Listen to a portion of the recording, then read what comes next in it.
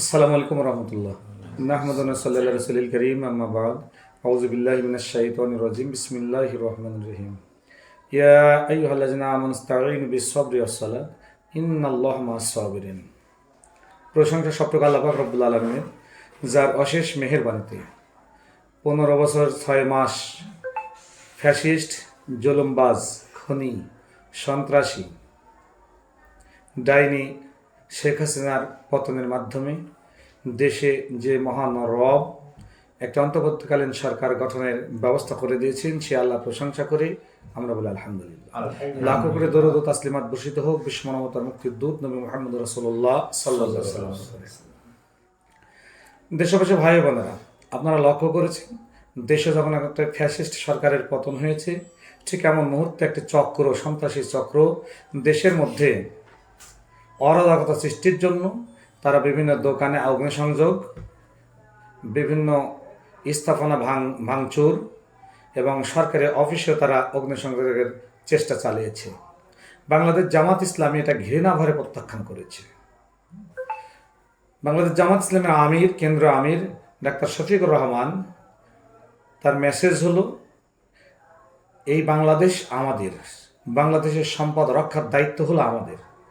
দল, মত, জাতি, ধর্ম নির্বিশেষে সকলে আমাদের ভাই, সকলে আমাদের বোন, সকলে আমাদের আত্মীয়স্বজন, সকলে আমার প্রতিবেশী, সকলে আমার দেশবাসী।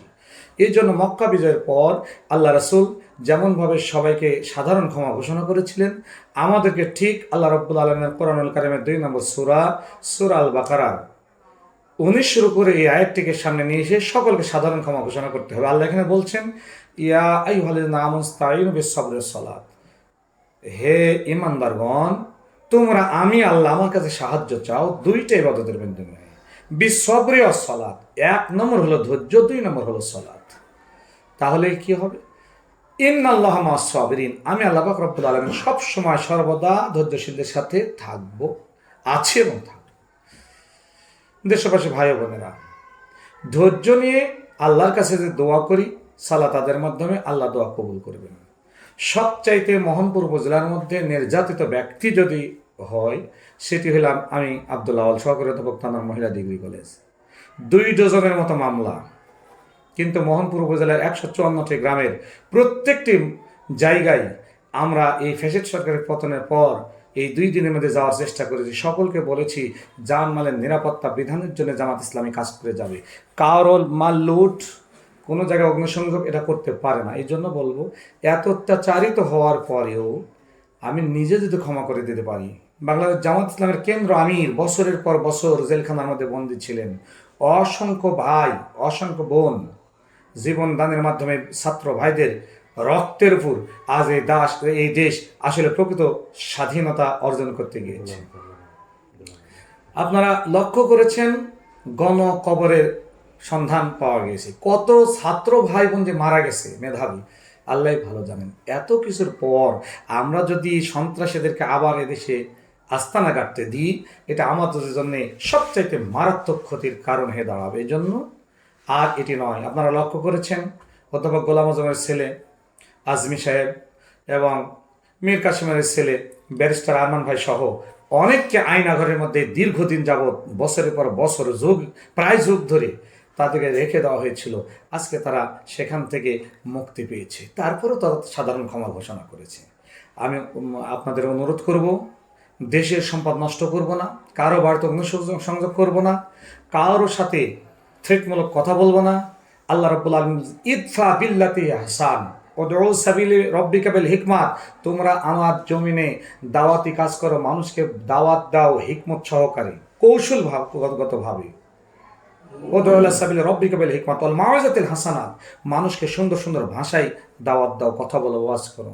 ওয়া জাদিলহুম বিল্লাতি আহসান, কারোর সাথে বিতর্ক করতে হলে উত্তম ভাষায় বিতর্ক করো, প্রতি উত্তরটা উত্তম ভাষায় দাও। আজকে আল্লাহ রাব্বুল আলামিন আমাদের দোয়া কবুল করেছেন।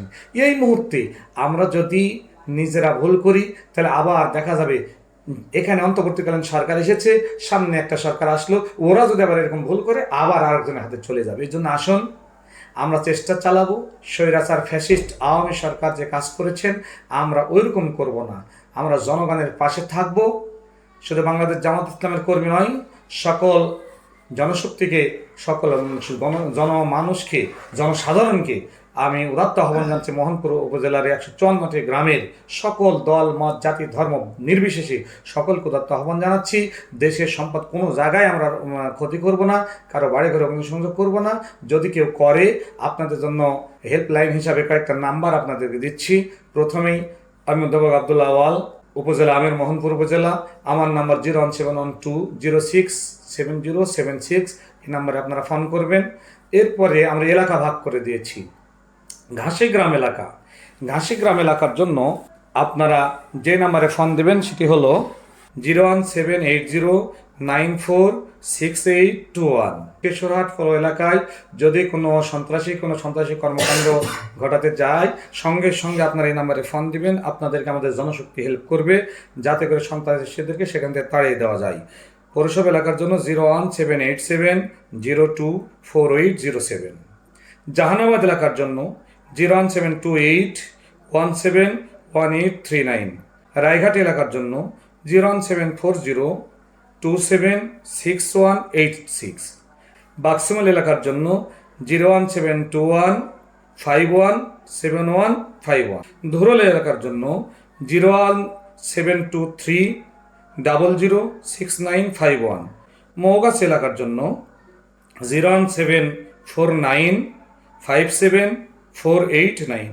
আপনারা প্রত্যেকেই এই নাম্বারগুলিতে যোগাযোগ করবেন, তাহলে আমাদের লোকজন আপনাদের সহযোগিতার হাত বাড়িয়ে দিবে।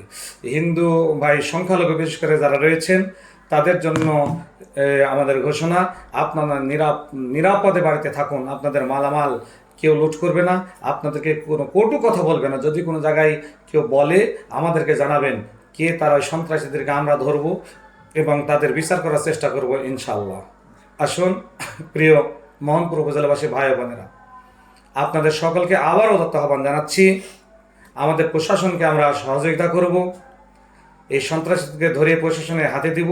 প্রশাসনের সাথে আমরা একত্রতা ঘোষণা করে সন্ত্রাস মুক্ত, দুর্নীতি মুক্ত, আদর্শ একটি উপজেলা মোহনপুর উপজেলাকে আমরা যেন উপহার দিতে পারি। আল্লাহ পাক রব্বুল আলামিন আমাদেরকে তৌফিক দান করুক। এই দুর্দিনে আমরা যেন সকলের পাশে দাঁড়াতে পারি, এই আশা আকাঙ্ক্ষা ব্যক্ত করে সকলে সুস্বাস্থ্য দীর্ঘায়ু কামনা করে আজকে আপনাদের আবারও শান্তি শৃঙ্খলা বজায় রাখার উদাত্ত আহ্বান জানিয়ে আমার কথা এখানে শেষ করছি। আসসালামু আলাইকুম রহমতুল্লাহ। সুবহানাকা আল্লাহুম্মা ওয়া বিহামদিকা আশহাদু আল্লা ইলাহা ইল্লা আনতা আস্তাগফিরুকা ওয়া আতুবু ইলাইক। আসসালামু আলাইকুম রহমতুল্লাহ।